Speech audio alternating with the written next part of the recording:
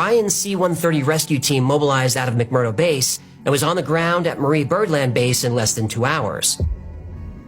When the plane landed, the crew saw that the scientists had haphazardly packed all their gear on pallets and were eager to get the hell out of there. The science team boarded the aircraft in absolute silence. The crew asked them what was wrong. Are they okay? Is there anything they could do to help? The scientists just stared in silence, almost catatonic. They were clearly in shock. The crew offered them food and hot coffee. Silence. From wheels up to wheels down is 2 hours, and nobody uttered a word. When the C-130 landed at McMurdo, the scientists were told they were going on another plane. For some reason, they didn't want to move, or couldn't. Someone had to go into the plane, physically unbuckle and remove each scientist from their seat. These people clearly saw something and were suffering from PTSD. They walked like zombies to the other plane, and they were gone. Their research gear was placed in an empty storage facility and locked. The rescue crew was told not to go in there. The equipment was quarantined. The gear would stay locked and guarded until transported to a different location. Nobody knew it then, but that gear would eventually be taken to Wright-Patterson Air Force Base in Ohio.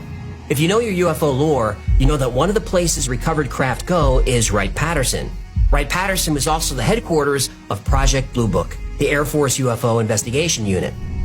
Anyway, the C-130 rescue crew was called into the commander's office.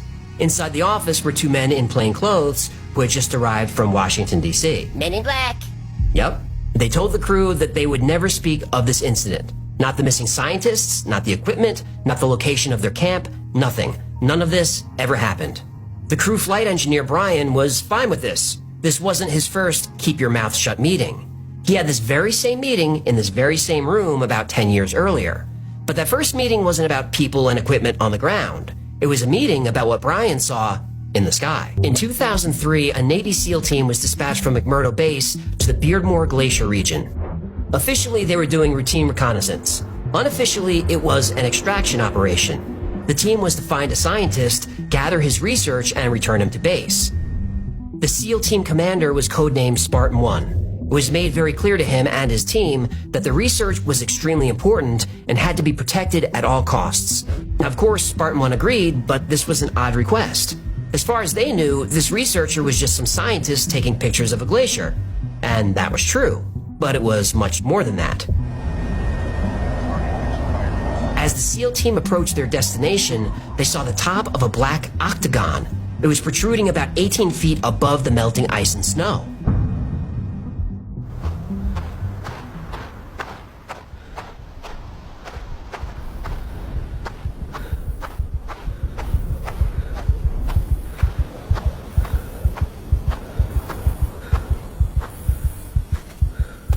Spartan 1 approached and saw a huge door.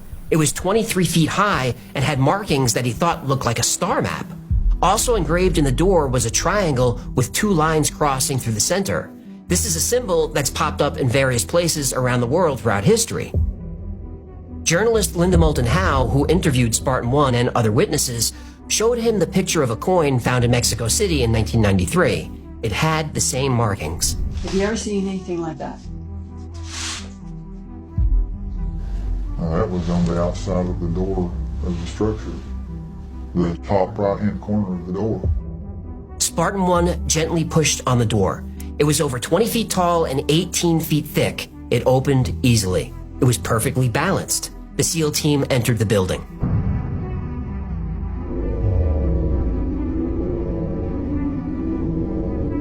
The external temperature was 40 degrees below zero. Inside the building, the temperature varied between 68 and 72 degrees. The door gently closed behind them, leaving the team in eerie silence. And the room was huge. It covered 9 acres, almost 400,000 square feet. The room was as long as 7 football fields. It took Spartan 1 and his team quite a while to walk the length of the hallway. The walls were generating a soft lime green light, though they couldn't see how. It was as if the light was coming from the walls themselves. And on the walls were rows and rows of carved characters. Spartan 1 said they reminded him of Egyptian hieroglyphics or Mayan glyphs, but they definitely weren't either. The SEAL team found their scientists taking pictures and samples of the structure. They asked him how big this place was. He pointed to a ramp at the end of the room. The ramp extended down into the rest of the building.